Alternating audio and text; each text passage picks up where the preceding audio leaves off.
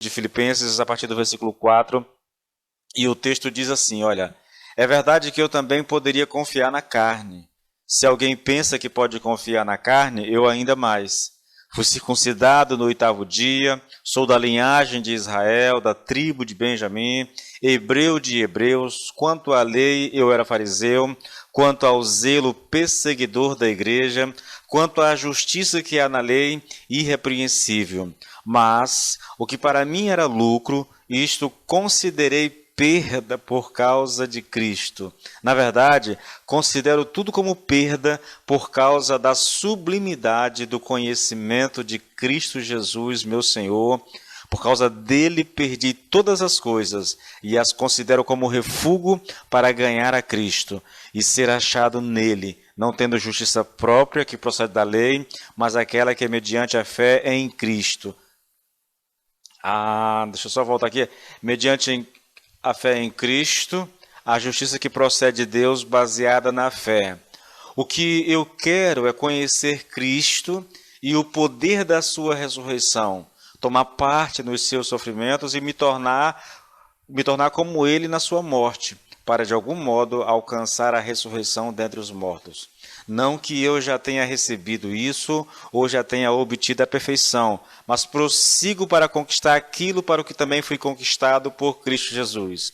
Irmãos, quanto a mim, não julgo havê-lo alcançado, mas uma coisa faço, esquecendo-me das coisas que ficam para trás e avançando para as que estão diante de mim, prossigo para o alvo, para o prêmio da soberana vocação de Deus em Cristo Jesus. Pai, nós te louvamos e nós te bendizemos, nós te damos graças, Senhor, porque nós estamos diante de Ti, nós estamos diante da Tua palavra, Senhor, e a Tua palavra, Senhor, meu Deus, Pai, tem o poder, não apenas de nos salvar, não apenas de nos abençoar, mas tem o poder, Senhor, de nos apontar o caminho, de corrigir as rotas equivocadas que nós, Senhor, ao longo da vida escolhemos. A Tua palavra, Senhor, meu Deus, pode nos libertar, como está escrito, Senhor. Conhecereis a verdade vos libertará. A Tua palavra é vida para nós, Pai. Então eu te peço que nesse momento, Senhor, de exposição da Tua palavra, o Senhor fale ao nosso coração, Pai. O Senhor conhece cada pessoa, o Senhor conhece a cada um de nós, Pai. Sabe de fato o que nós precisamos e o que nós devemos ouvir. Portanto, que o Senhor use a palavra que vai ser pregada, Senhor, para falar ao nosso coração, em o nome do Senhor Jesus Cristo. Amém e amém. Amém, queridos. Eu vou aqui para o meu texto, tá bom? Estava lendo a Bíblia, agora nós vamos para o nosso texto.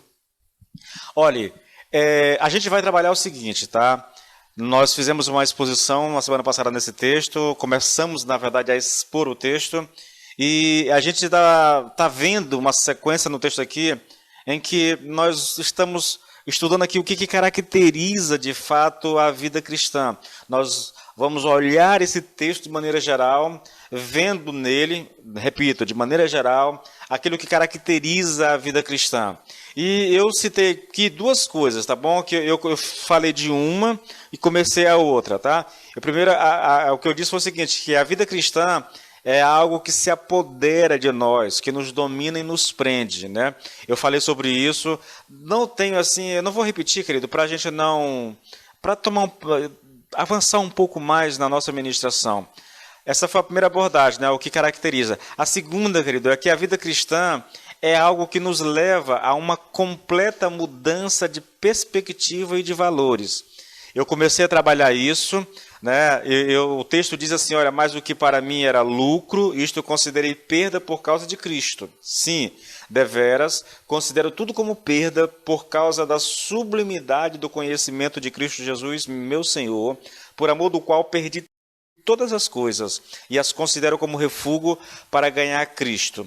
Nós trabalhamos isso aqui, né, e falei o que Paulo considerava como lucro antes de conhecer Cristo. Isso está no versículo 5 e 6. Agora, veja, eu vou partir, querido, sem fazer nenhuma recapitulação, eu vou partir aqui de uma perspectiva. Olha, nós vamos trabalhar aqui o que caracteriza essa mudança, entendeu? A palavra diz aqui, o que nós vamos estudar aqui é o seguinte, voltando, é que a vida cristã ela é algo que nos leva a uma completa mudança de perspectiva e de valores. Então, o que nós estamos estudando, na verdade, aqui, de fato, é o que é ser cristão, o que significa ser cristão, entendeu? É isso que nós estamos estudando. E essa mudança de perspectiva de valores, ela vai ser refletida, querido, na nossa vida, e a gente vai ver aqui algumas características dessa mudança, entendeu? Paulo vai trabalhar aqui conosco essas mudanças. Primeiro, a gente vai basicamente olhar para a vida de Paulo e olhar essa mudança na vida de Paulo, e daí a gente faz a aplicação para a nossa vida, entendeu?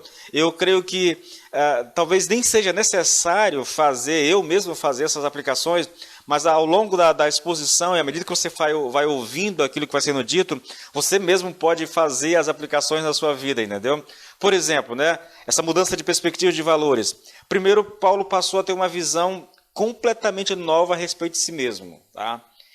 E lembre-se, nós vamos olhar para Paulo, ver essa mudança na vida dele, e à medida que nós vamos olhando para a mudança na vida de Paulo, a gente pode ir já fazendo assim uma espécie de paralelo com a nossa própria vida e ver aquilo que de fato vem sendo mudado ou tem sido mudado em nós depois que nós conhecemos a Cristo, entendeu?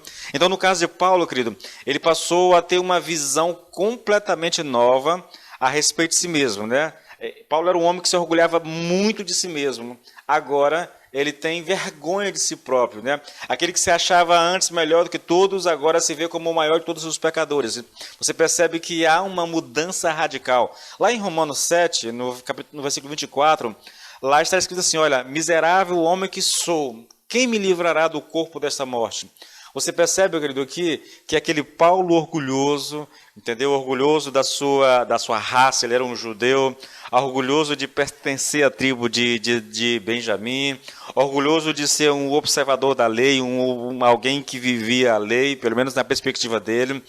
Agora, esse homem, depois que conhece a Cristo, que passa a perceber a quem de fato ele é, né, essa mudança de perspectiva a respeito de si mesmo, então ele vê a si mesmo como, em 1 Coríntios ele fala que ele é o maior de todos os pecadores, em Romanos ele fala desse miserável homem que sou, e isso caracteriza, querido, alguém que passou por uma mudança tremenda na sua vida, na perspectiva como ele via a si mesmo, entendeu? Isso é interessante, querido, porque assim, a vida cristã ela tem essas características, né? Quando nós não conhecemos a Cristo, a tendência natural do ser humano é o orgulho, principalmente quando ele tem do que se orgulhar, entendeu?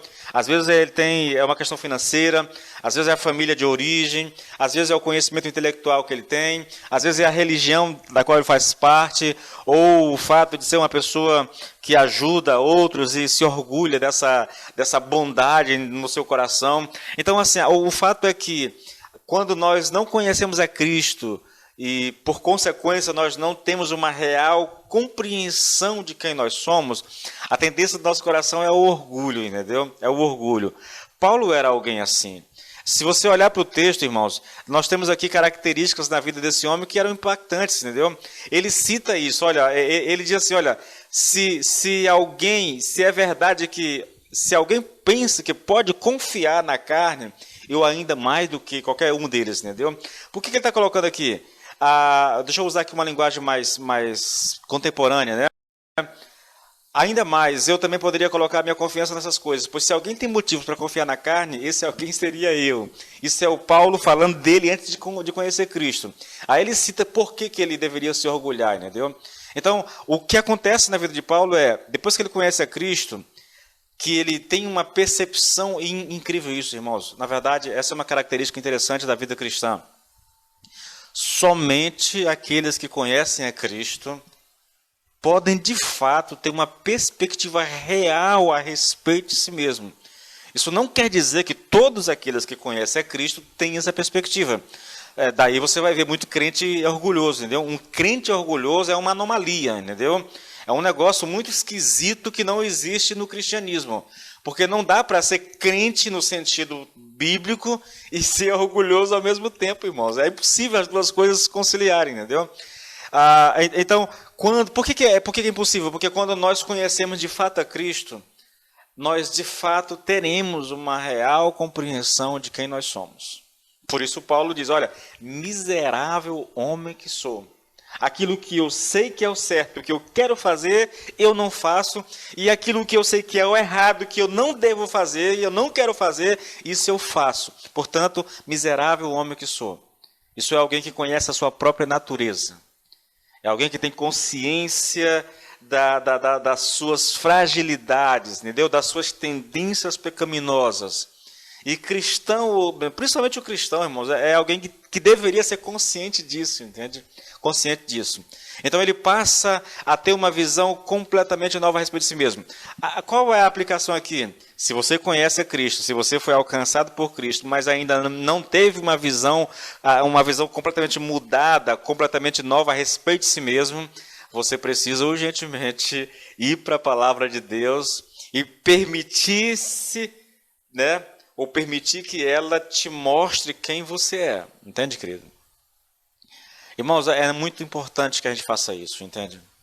É muito importante que a gente se permita ver. Há uma coisa interessante no Velho Testamento, no tabernáculo, né?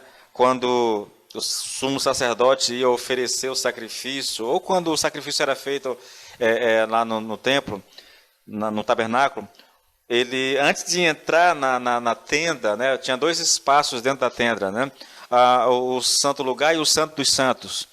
Mas antes de entrar ali, depois que eles faziam o sacrifício no altar de sacrifício, ele via para uma parte era chamado de mar de fundição, alguma coisa assim. Havia uma bacia, querido. No templo era uma coisa gigantesca, mas uma bacia onde o sacerdote tinha que lavar as mãos e os pés. Alguns estudiosos dizem que, ao se abaixar para lavar as mãos, ele via o reflexo de si mesmo ali naquela água, entende? E há uma imagem, há uma conexão que é feita disso com a palavra de Deus, ou com o estudo da palavra de Deus, que quando nós estudamos de fato a palavra de Deus, querido, nós vamos ver um reflexo de nós mesmos na palavra, entendeu? E esse reflexo mostra a nós quem de fato nós somos. Isso é bacana, entendeu? Ela vai refletir de fato quem nós somos. Então, é importante, querido. Paulo passou por essa perspectiva nova. A segunda coisa, ele tem uma visão nova a respeito de si mesmo, ele tem uma visão nova a respeito de Deus, irmãos. Isso é muito curioso. Olha os versículos, capítulo 3 de Filipenses, versículos 5 e 6. Olha, fui circuncidado no 8º dia, sou da linhagem de Israel, da tribo de Benjamim, hebreu de hebreus. Quanto à lei, eu era fariseu, quanto ao zelo perseguidor da igreja, quanto à justiça que há na lei, irrepreensível. Olha o que Paulo... Era essa perspectiva que ele tinha a respeito de si mesmo. Ele olhava para a lei e ele dizia, eu sou irrepreensível. O que ele está dizendo?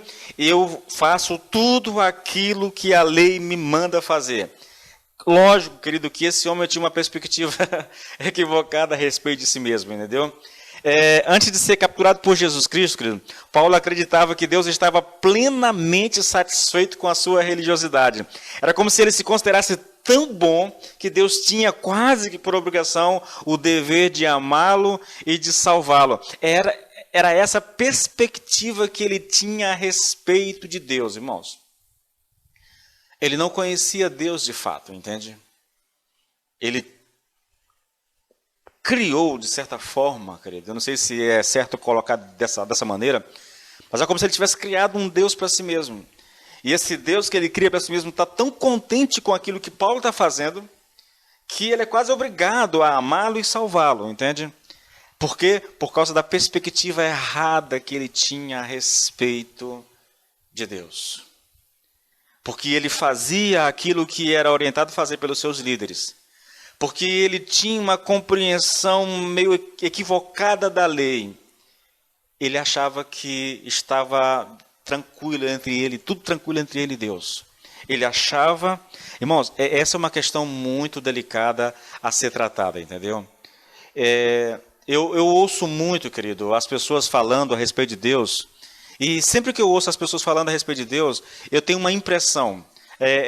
A impressão que me vem, ela foi me passada há muito tempo por um pregador americano chamado Paul Washer.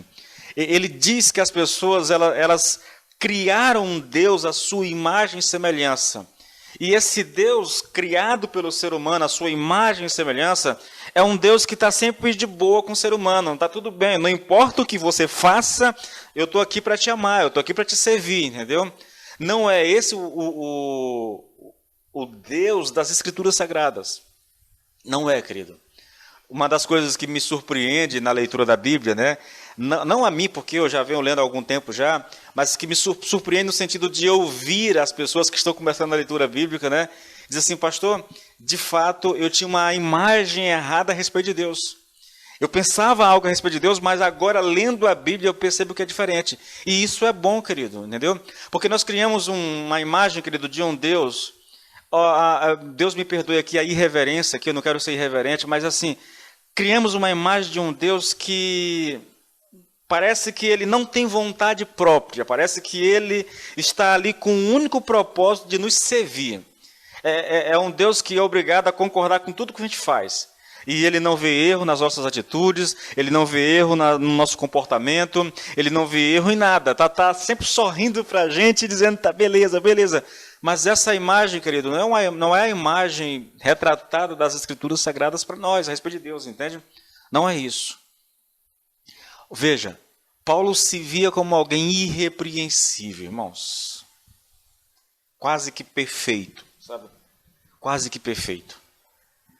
Quando nós chegamos no versículo 8 do capítulo 3, olha, sim, todas as outras coisas perdem o valor quando comparadas com o ganho inestimável de conhecer a Cristo, meu Senhor. Eu pus de lado tudo mais, tudo aquilo que um dia ele se orgulhava, tudo aquilo que um dia ele se alegrava, ele exaltava, tudo isso, querido, é deixado de lado.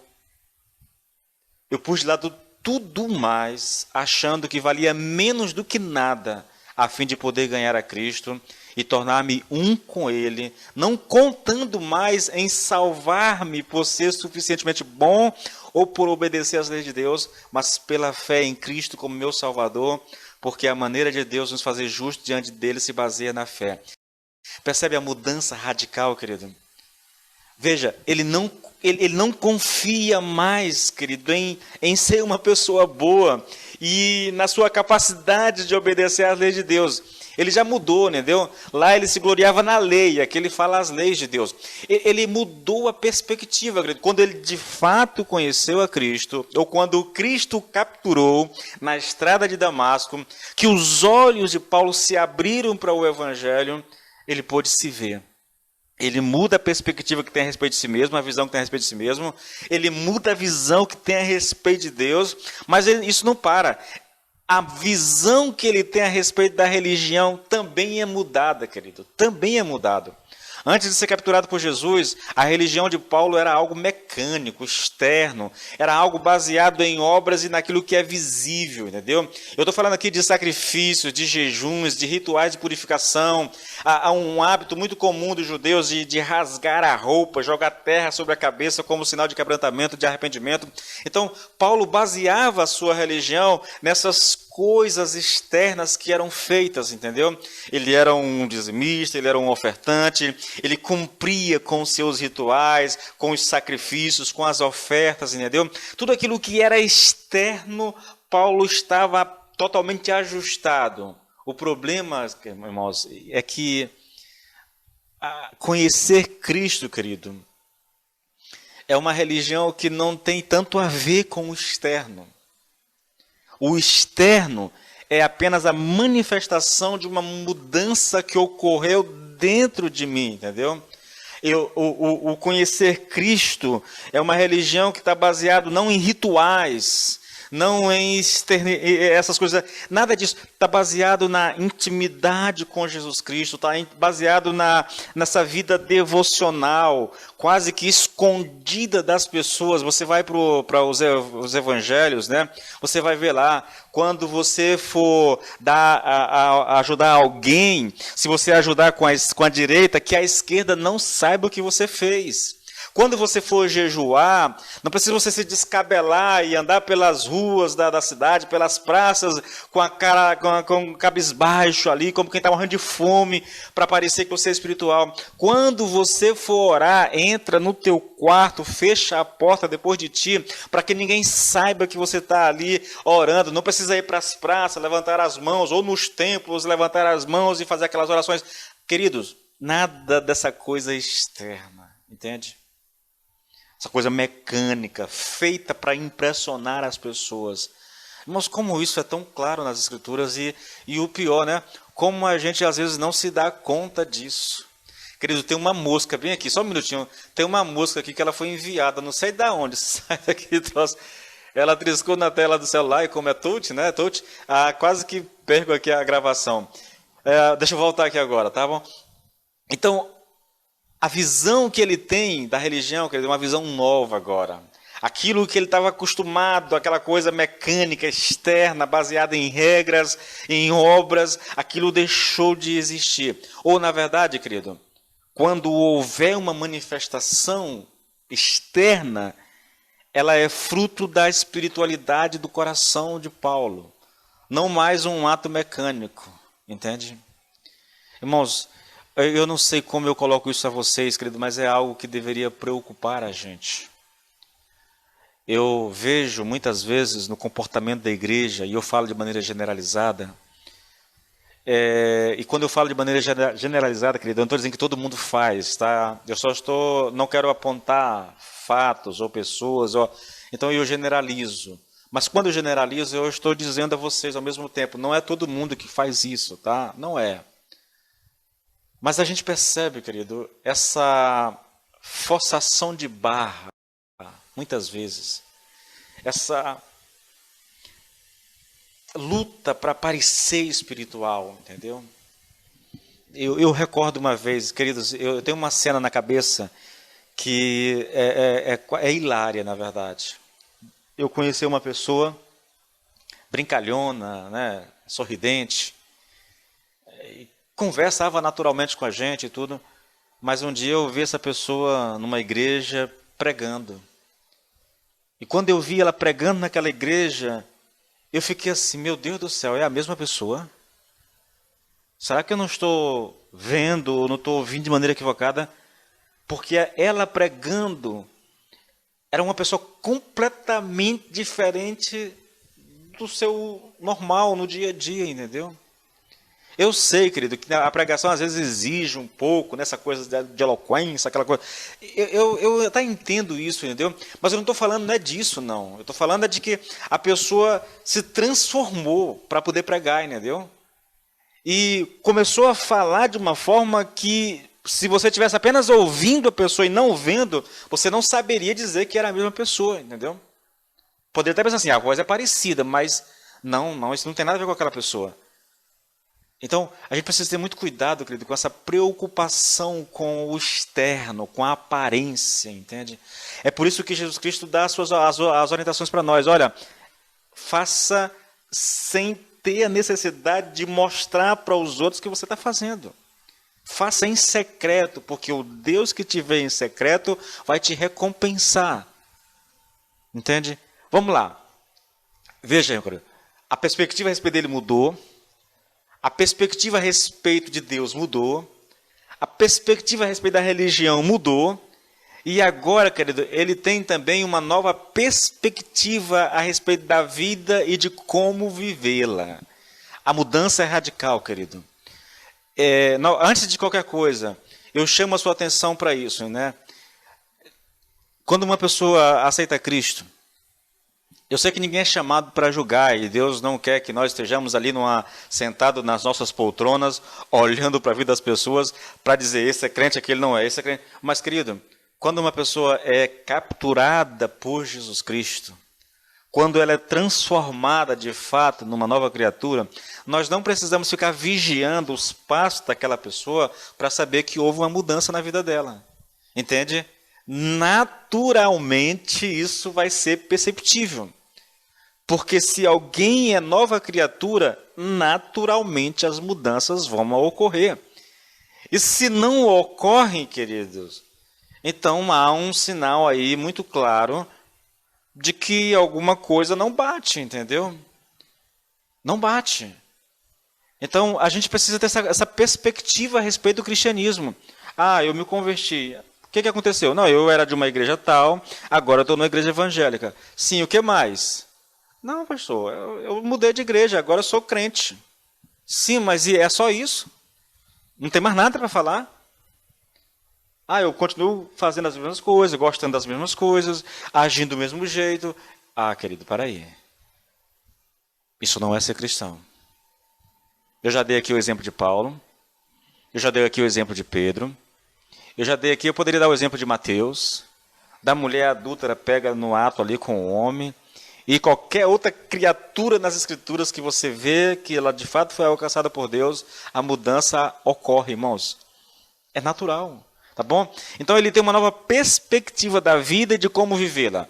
Olha, querido, antes de ser capturado por Jesus, Paulo era um fariseu fanático e um grande mestre que era orgulhoso da sua posição. Como qualquer fariseu da sua época, querido, ele ambicionava lugares mais elevados na sua religião. Porém, irmãos, depois de ter sido alcançado por Jesus, toda a sua perspectiva de vida mudou. O viver para ele agora não é chegar no topo da hierarquia religiosa da sua época, mas o viver para ele é Cristo. Cristo, tudo que importa agora é servir ao seu Senhor e tornar o nome de Jesus Cristo conhecido e glorificado. Até a perspectiva que Paulo tinha a respeito dos judeus foi transformada radicalmente, querido. Pois antes ele considerava essas pessoas, os gentios, como cães, alheios à comunidade de Israel, mas agora Paulo se alegra nele como irmãos amados, herdeiros de Deus, né, e do reino de Deus. Então, houve uma mudança radical. Irmãos, eu queria chamar a sua atenção para isso.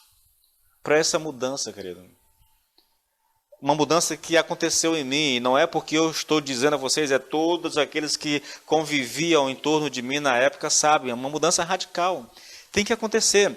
Em algumas pessoas, querido, isso é muito forte, muito quase que instantâneo. Em outras pessoas, há um processo gradual de mudança. À medida que o conhecimento vai vindo, entendeu?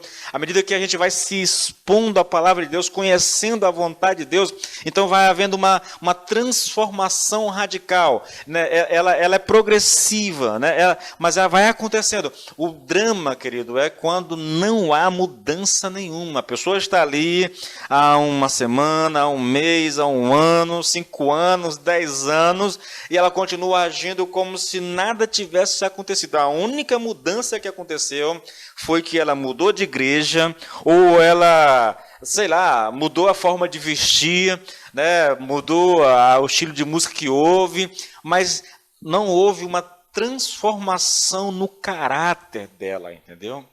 Ele continua mentiroso, ele continua um cara imoral, com pensamentos lascívios, compra no mercado e não paga, entendeu? Eu estou falando desse tipo de mudança, querido, essa mudança radical que deve acontecer em nós, que faz com que a gente se veja com os olhos de Deus através das Escrituras, que faz com que a gente tenha uma percepção diferente a respeito de Deus, onde o temor de Deus brota no nosso coração, uma perspectiva a respeito da religião, não mais aquela coisa mecânica, não mais aquela coisa externa. Nós não vamos para a igreja só para o pastor nos ver lá e a gente, não.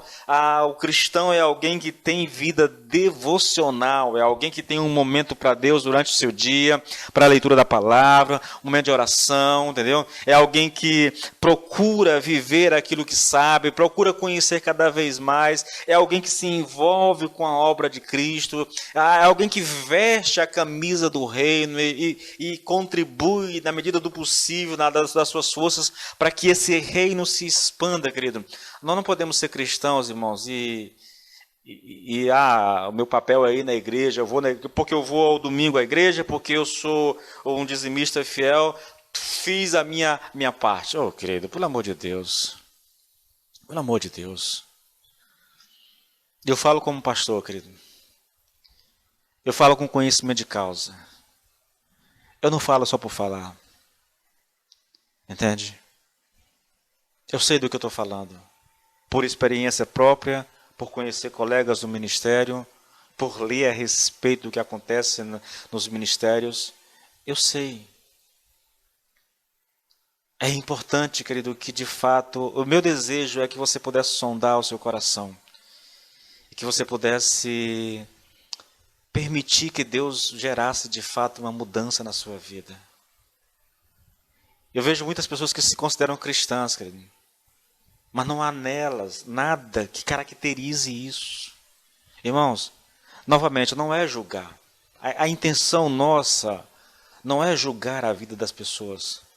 Mas eu sou obrigado, irmãos, como pastor, talvez você como líder de algum ministério na igreja, como pastor, não sei, como obreiro, né? Talvez você como um crente que se importa com o reino, você se vê na obrigação de às vezes, olhar para a vida das pessoas e comparar aquilo que elas estão vivendo com aquilo que a Bíblia diz, querido. O Senhor Jesus disse, olha, nós conhecemos uma árvore pelo fruto que ela dá. É simples, irmãos. Eu sou o filho de Deus. Quais são os frutos que eu devo produzir? É simples isso. Se você é cristão, você é um filho de Deus. Deve produzir frutos condizentes com o filho de Deus. Eu olho para você e vejo se há esses frutos. Se não há, querido, então a gente precisa conversar para ver o que aconteceu. Imagine você, irmãos, é o absurdo dos absurdos. Imagine, eu tenho aqui um pé de laranja aqui no quintal. Imagina eu chegar lá amanhã de manhã e encontrar um mamão ali. Não é estranho? Você vai dizer, não, tem alguma coisa de errado, muito errado aqui. Não pode, a lógica não permite, entendeu? Nada, a razão não permite isso. Porque um pé de laranja vai produzir laranja, irmãos. É essa a lógica daquilo que eu estou querendo colocar para vocês, da argumentação. O que caracteriza uma vida cristã, querida, é essa mudança de perspectiva e de valores. Ela tem que acontecer, irmãos.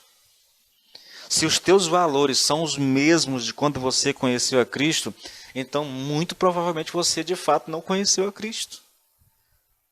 Se a tua perspectiva de vida, querido, a respeito de si mesmo, de Deus, da religião, a respeito da vida, é a mesma que você tinha antes de conhecer Cristo, se isso não foi transformado radicalmente, queridos, isso é algo para nós nos preocuparmos. Ou para você se preocupar. Ou o seu pastor, não sei. Entende? Bom, até aqui, irmãos, nós falamos da transformação radical e da mudança de valores de Paulo. Mas quanto a nós, será que podemos testificar de algo parecido em nossas vidas? Será que a nossa visão de mundo é completamente diferente da dos incrédulos? Será que nós temos uma nova visão de nós, a respeito de nós mesmos, uma nova visão a respeito de Deus, de como nós devemos nos aproximar de Deus, uma nova perspectiva a respeito da vida, querido? São perguntas que nós devemos nos fazer e ser honesto conosco mesmo na hora das respostas. A terceira característica, querido, a respeito dessa perspectiva cristã é que a vida cristã é uma coisa pela qual devemos estar disposto a perder e sacrificar tudo. Eu quero chamar a sua atenção, querido. Eu preciso chamar a sua atenção. Eu não sei, irmãos, se Deus tem algo assim, porque se há algo que marca a maneira como eu prego, e eu sei disso porque eu estou pregando e porque eu ouço as minhas mensagens, eu tenho que editá-las todas, entendeu? Então eu vou ouvi-las depois, trechos depois também, eu vou estar ouvindo o tempo todo, mas algo que caracteriza as minhas ministrações, querido, é esse chamado permanente, repetitivo, para que a gente sonde o coração a respeito da nossa caminhada com Deus. Eu oro pela igreja todos os dias, praticamente. Eu tenho em mente algo que eu denomino de uma igreja cristã genuína. É uma igreja cheia do Espírito Santo, é uma igreja que ora, é uma igreja que ama a palavra, é uma igreja que vive em santidade, é uma igreja que testemunha ousadamente a respeito de Cristo, é uma igreja que serve com prazer, é uma igreja que vive comunhão o tempo todo, é uma igreja que adora, É uma igreja fiel ao Senhor. Esse é um perfil de uma igreja genuinamente cristã, querido. Eu oro por isso todos os dias a respeito dos membros da igreja do qual sou pastor. Todos os dias eu tenho um momento de oração específica por eles. E a minha oração é, Senhor, que isso se concretize na vida dele. Que o Senhor possa encher a tua igreja da plenitude do Espírito Santo. Que o Senhor gere no nosso coração um desejo por uma vida de oração. Que o Senhor nos ensine a orar e que nos leve de fato a orar. Que o Senhor gere no nosso coração amor pela palavra. Que o Senhor nos santifique de verdade, entendeu?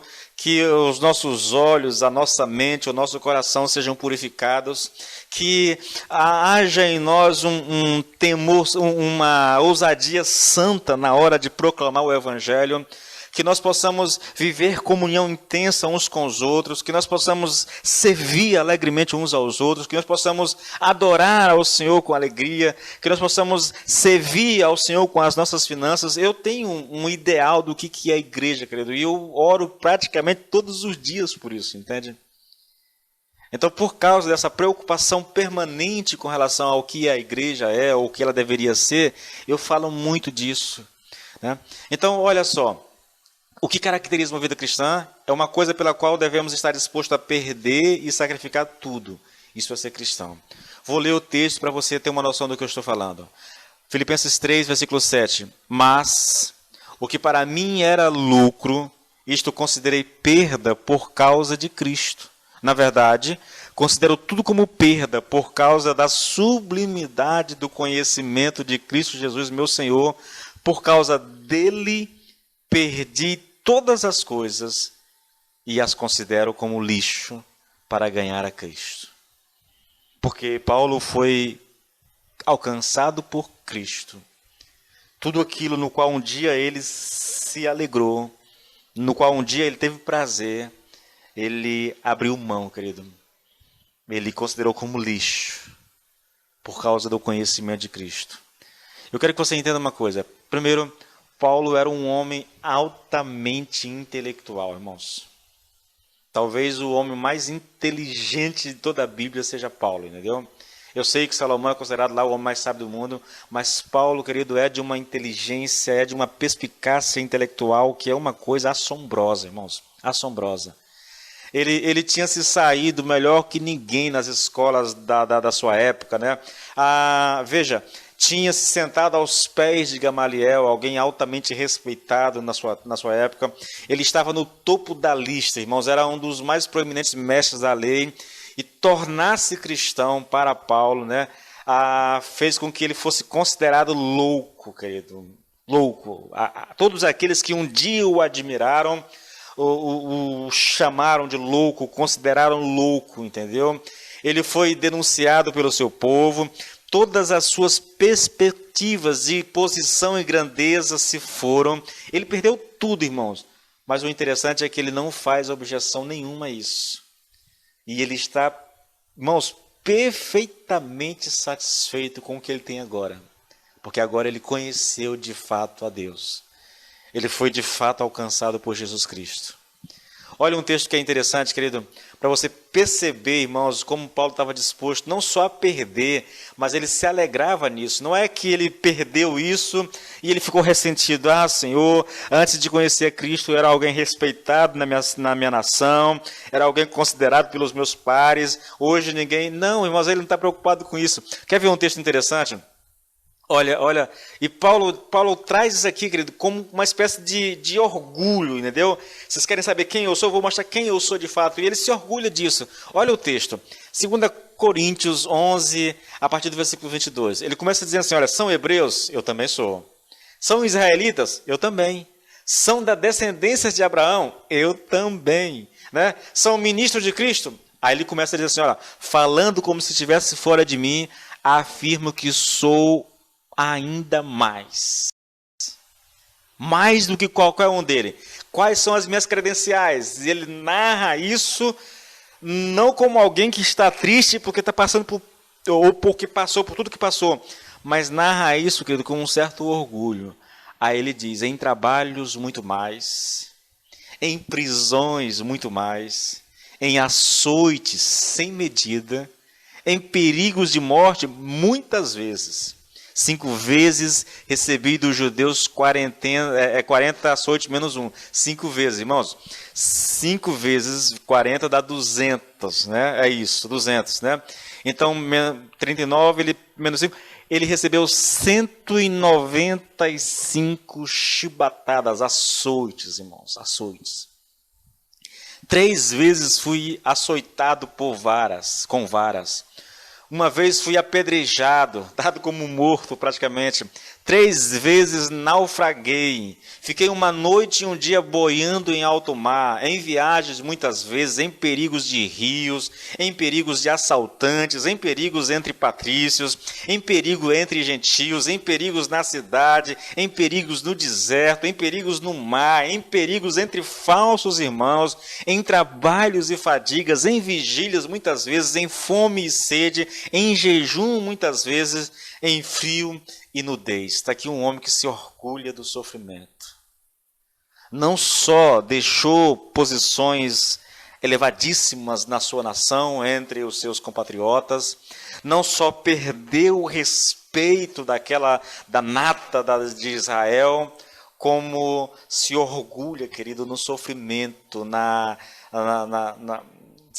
dor, no ser infligido, na vergonha, entendeu?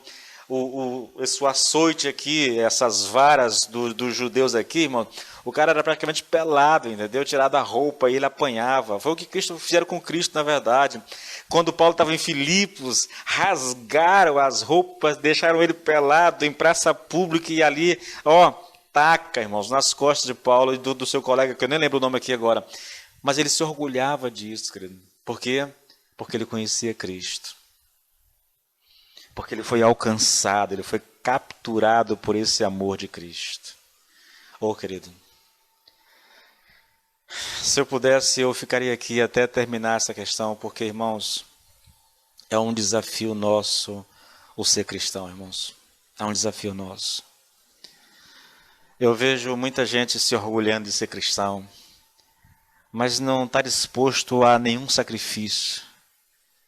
Eu vejo pessoas que não têm disposição nenhuma de sacrificar alguma coisa financeiramente para ajudar a igreja. Eu vejo pessoas que não têm disposição para sacrifício, querido, sacrificar o tempo do lazer, às vezes o do descanso. Irmãos, o seu bem-estar, nada. A gente tem, os cristãos de hoje, querido, são cristãos que estão ali para receber. E os pastores muitas vezes são culpados por esse tipo de cristão, sabe? Se você está aí passando por luta, venha buscar a sua bênção. Hoje na igreja, venha buscar a sua bênção, venha buscar a sua bênção. E os irmãos começaram a achar que ser crente é só receber bênção. Eu vou lá na igreja para buscar a bênção, não vou para abençoar não, eu vou para buscar a minha bênção. E ai do pastor se não providenciar a minha bênção. Ai de Deus se não der a minha bênção. Eu largo a igreja, eu largo Deus, eu vou viver a minha vida, porque se não for para ser abençoado, eu não vou servir a Deus. Eu estou descrevendo aqui o pensamento de muitos e muitos cristãos, Brasil afora e mundo afora. Olhe para as Escrituras, querido, e você não verá isso. A quarta característica da vida cristã, querido, é que a vida cristã é genuína. A que nós que servimos a Deus e somos chamados a viver é descrita por Paulo como a excelência do conhecimento de Cristo Jesus. Essa vida cristã que nós somos chamados para viver, ela é descrita como a excelência do conhecimento de Cristo Jesus. Eu digo a vocês, né, que é possível afirmar que todos os princípios a respeito da vida cristã que nós tratamos até agora, a vida cristã é algo que se apodera de nós, que nos domina, que nos prende. A vida cristã é algo que nos leva a uma completa mudança de perspectiva de valores. A vida cristã é uma coisa pela qual devemos estar dispostos a perder e sacrificar tudo. Tudo isso, querido, só será uma realidade, eu penso assim, só será uma realidade de nós se nós alcançarmos a excelência do conhecimento de Cristo Jesus. E eu vou ser bem rápido para terminar isso aqui, tá bom? Que conhecimento é esse que Paulo se refere? Eu não vou exatamente dizer o que é esse conhecimento, mas o que esse conhecimento faz em nós, porque acho que talvez fique mais fácil você compreender, entendeu? Esse conhecimento, querido, é um conhecimento que trouxe Paulo a um contato imediato, direto e pessoal com Jesus Cristo, a pessoa mais gloriosa que esse mundo já viu. Veja, Paulo tinha contato com gente importante como Gamaliel, que se sentava aos pés ali, Paulo se sentava aos pés dele, tinha encontro com grandes teólogos da sua época, era versado, querido, em filosofia grega, mas sabe, havia alguém que estava, querido, assim, numa categoria à parte, sabe, que é Jesus Cristo. Podemos dizer que a excelência do conhecimento é devido à grandeza da pessoa de Cristo. Paulo conheceu Cristo. Paulo foi capturado por Jesus Cristo. É um conhecimento que deu a Paulo o entendimento do maravilhoso plano, né? O plano divino da salvação, querido. Eu não gosto da expressão maravilhoso plano de salvação, porque isso é muito, né? Mas esse conhecimento deu a Paulo o entendimento desse plano divino a respeito de salvação, tá? O conhecimento secular, querido, ele pode ser bom e útil, né? Porém, olha, mesmo quando considerado no seu mais alto nível, na sua melhor qualidade, ele é contrastado com o plano de Deus delineado nas Escrituras, esse conhecimento perde a sua significância e o seu brilho. A excelência do conhecimento decorre do plano de salvação feito por Deus. O conhecimento, querido, está na relação com Cristo. O conhecimento está nessa revelação do plano que Deus elaborou. Eu venho tratando disso em Romanos, entendeu? É um conhecimento que liberta do inferno, irmãos. Eu quero que você preste atenção numa coisa, querido. Paulo era um camarada que, embora viesse ali, se sobressaindo na sua religião, despontando como um grande teólogo, um grande pregador, eu não sei, entendeu? Um grande fariseu, um grande mestre, era alguém que, a despeito de tudo isso, continuava caminhando para o inferno, continuava caminhando para a perdição, querido. Mas foi o conhecimento de Cristo Jesus, a relação com Cristo, o plano de salvação, que libertou Paulo, querido, daquele caminho que aos seus olhos era um caminho excelente, mas que era um caminho que o estava levando para a perdição completa, querido, completa. Às vezes eu penso, irmãos, que muitos de nós estamos assim. Nós temos a nossa religião.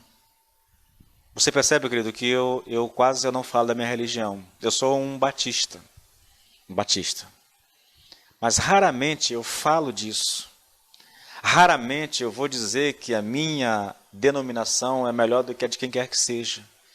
Eu não estou aqui para propagar, querido, a minha denominação. Eu não estou aqui para falar da minha denominação. Eu estou aqui para falar da Bíblia, para expor as Escrituras, entende? Mas você vai perceber, e se você for uma pessoa atenta, você vai ver isso, querido, que as pessoas estão o tempo todo promovendo a sua religião. A minha igreja é a certa, só a minha igreja tem a verdade. E se você quer ser salvo, você tem que vir para a minha igreja. Irmãos, isso é tolice, querido. É tolice. É tolice. Não é a sua igreja que salva. E você não detém, querido, aí as chaves do conhecimento bíblico. Não pertence, se você tem, não pertence só a você, entendeu? Está franqueado. Nós temos as Escrituras. Aquele que se dispor a estudar seriamente as Escrituras e buscar de Deus uma direção, ele vai ter a revelação, querido, da palavra. E quando a palavra é pregada, as pessoas são chamadas a conhecerem a Cristo. E ela não precisa necessariamente ir para a tua igreja ou para a minha, entendeu?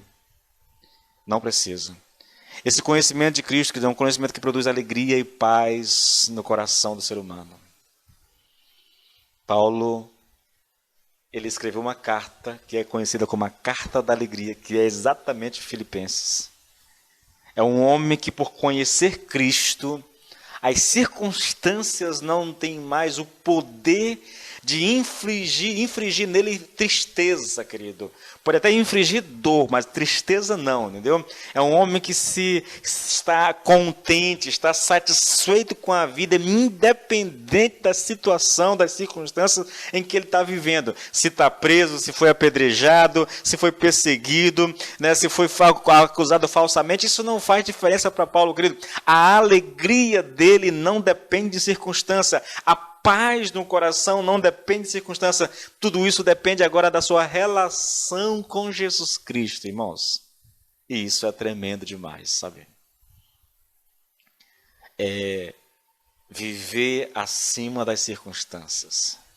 Eu sei, não parece fácil, não é fácil, mas esse é um chamado para nós. É um chamado para nós.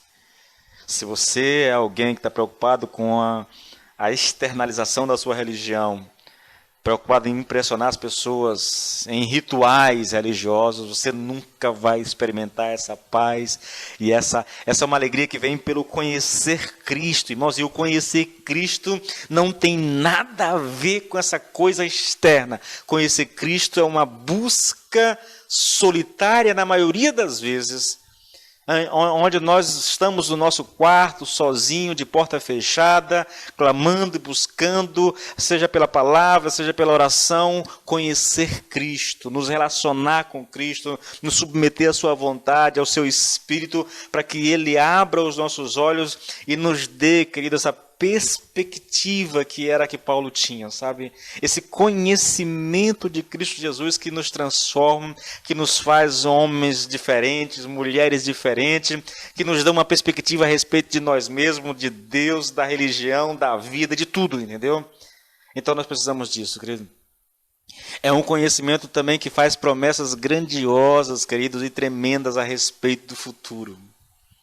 Conhecer Cristo, irmãos, significa olhar para o futuro, não só com alegria no coração, não só com paz no coração, querido, mas como nós estamos estudando lá em Romanos, nós nos gloriamos na esperança da glória de Deus. Quando nós focamos no futuro, naquilo que está por vir, nós nos alegramos, nós nos jubilamos, na verdade, sabe, nessa perspectiva, nessa certeza do que está por vir.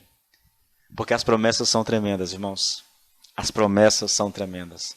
Nós seremos como Ele. Nós seremos como Ele.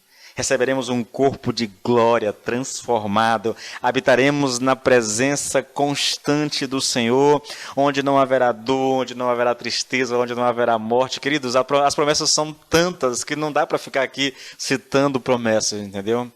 Esse é o chamado de Deus para nós, irmãos. Eu queria desafiar você, querido, a ter essa perspectiva. Queridos, religião é bom quando nós conhecemos a Cristo.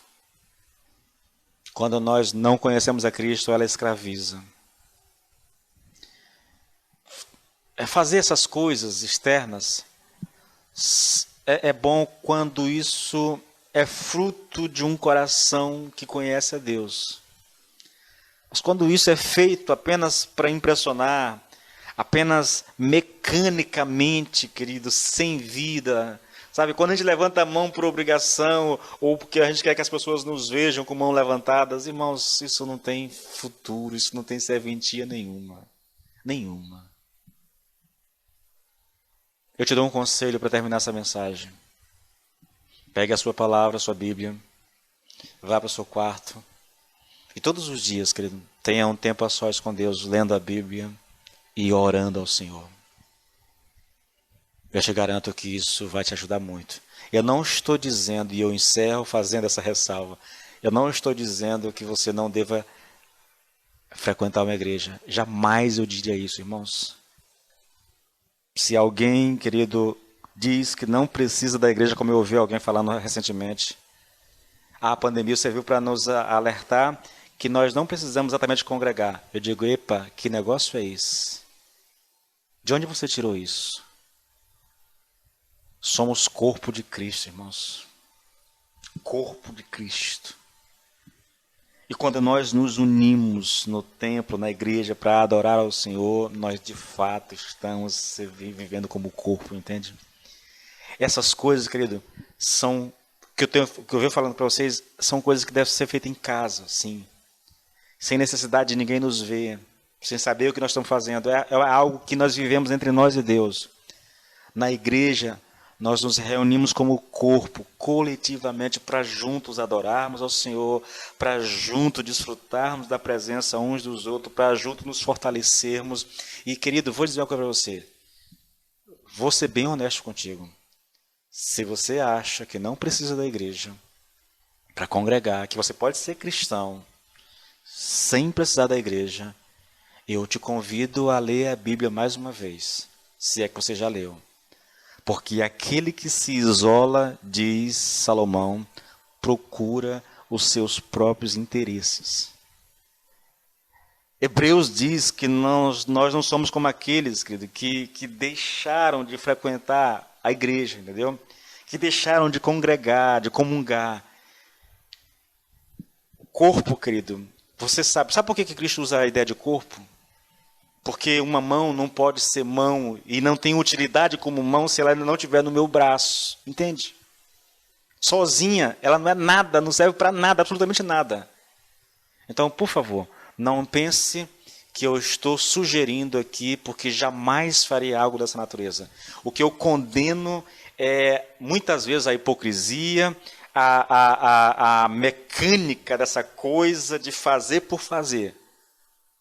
Mas, querido, nós precisamos e devemos estar juntos, tá bom? Eu vou orar agora. Acho que essa música, eu tô com uma música aqui, ela estava me deixando doido, irmão. Ela estava me pondo louco aqui do juízo, que eu vou orar e encerrar e eu me livro dessa mosca que está me perturbando aqui. Vamos orar ao Senhor. Pai, nós te louvamos e nós te bendizemos, Senhor, por conhecer a Tua Palavra, pela oportunidade e o privilégio de conhecer e continuar conhecendo a Tua Palavra, Senhor. Muito obrigado, meu Deus, em nome de Jesus, Pai. Que o Senhor abra o nosso entendimento, abra os nossos olhos e que de fato a Tua Palavra alcance o nosso coração, gerando em nós as mudanças que precisam, que devem ser geradas. Em o nome do Senhor Jesus. Amém e amém.